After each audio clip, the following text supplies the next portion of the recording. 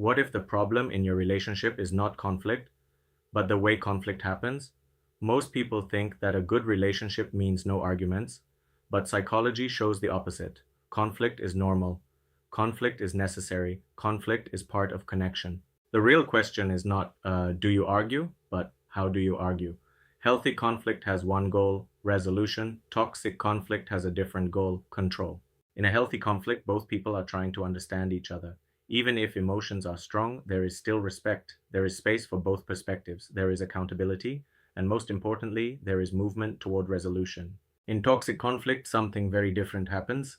The focus is not understanding, it is winning or dominating or avoiding responsibility. In a healthy argument, you feel heard, even if not agreed with.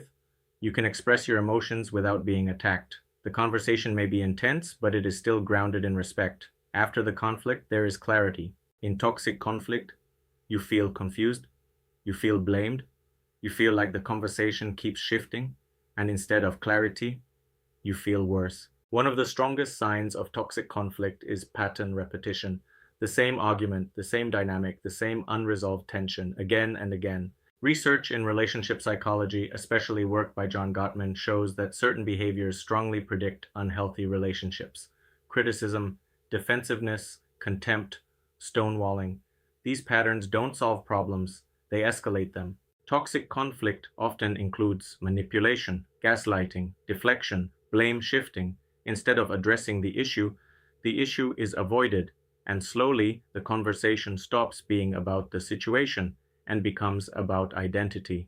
Another key difference is accountability. In healthy conflict, both people take responsibility. In toxic conflict, responsibility disappears. It becomes you always, you never, this is your fault. Now here is something subtle. Healthy conflict may feel uncomfortable, but it feels stable. Toxic conflict may feel intense, but it feels destabilizing. After a healthy argument, you feel relief, understanding, or at least closure. After toxic conflict, you feel drained, confused, or anxious. That difference matters. From a Jungian perspective, conflict often activates projections. You are not just reacting to the other person, you are reacting to something inside yourself. But in toxic dynamics, this process becomes distorted. Instead of reflection, it becomes attack. So what should you watch for? Not how often you argue, but what happens during and after. Do things get resolved or repeated? Do you feel clearer or more confused? Does the relationship stabilize or destabilize? Because healthy conflict builds connection, toxic conflict erodes it. And here is the most important insight.